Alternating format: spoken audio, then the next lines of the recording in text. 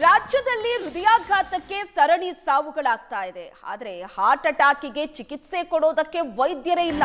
ತುಮಕೂರಿನಲ್ಲಿ ಸರ್ಕಾರಿ ಹಾರ್ಟ್ ಸ್ಪೆಷಲಿಸ್ಟೇ ಇಲ್ಲ. ಪ್ರಭಾವಿ ಸಚಿವರು, ಕೇಂದ್ರ ಸಚಿವರಿರೋ ಜಿಲ್ಲೆ ಇದು. ಹಾರ್ಟ್ ಅಟ್ಯಾಕಿಗೆ ಚಿಕಿತ್ಸೆ ಕೊಡೋದಕ್ಕೆ ಅಲ್ಲಿ ವೈದ್ಯರೇ ಇಲ್ಲ. ಹಾರ್ಟ್ ಪೇಷಂಟ್ಸ್ ಚಿಕಿತ್ಸೆಗೆ ಖಾಸಗಿ ವೈದ್ಯರೇ ಗತಿ. ಚಿಕಿತ್ಸೆ ಪಡಿಬೇಕು ಅಂದ್ರೆ ಲಕ್ಷ ಲಕ್ಷ ಹಣ ಕೊಡಬೇಕು.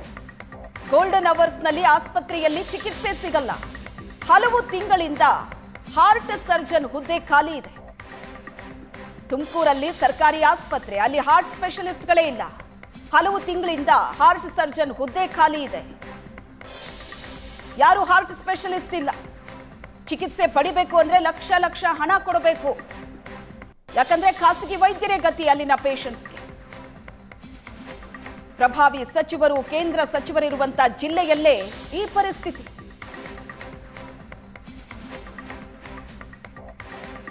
ನಮ್ಮ ಜಿಲ್ಲೆಯಲ್ಲಿ ಜನವರಿಯಿಂದ ಜೂನ್ 30ರವರೆಗೆ ಟೋಟಲ್ ಆಗಿ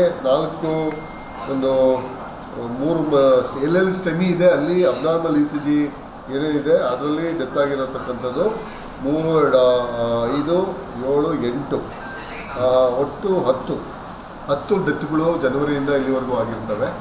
ಸೊ ನಮ್ಮಲ್ಲಿ ಎಲ್ಲ ಸ್ಟೆಮಿ 4 ತಾಲೂಕುಗಳಲ್ಲಿದ್ದಾವೆ. ಅದರಲ್ಲಿ ಟೋಟಲ್ಲು ನಾವು 21,707 ECGಗಳನ್ನು ಮಾಡ್ತಿರ್ತದೆ. ಅದರಲ್ಲಿ ಅಬ್ನಾರ್ಮಲ್ ECGs ಬಂದು 11,335 ಇದೆ.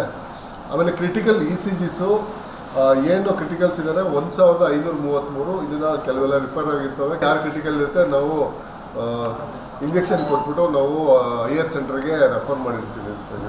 ಇದರಲ್ಲಿ ನಮ್ಮಲ್ಲಿ ರಿಪೋರ್ಟೆಡ್ ಸ್ಟೆಮಿ 4 ತಾಲೂಕಿಂದ ಬರೀ 442 ಅಷ್ಟೇ ರಿಪೋರ್ಟ್ ಆಗಿರ್ತವೆ.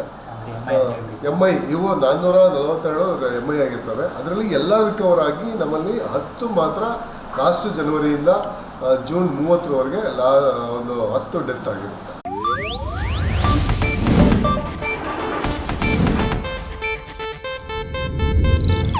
ಇದು ಏಷ್ಯಾನೆಟ್ ನ್ಯೂಸ್ ನೆಟ್ವರ್ಕ್ ಪ್ರಸ್ತುತಿ.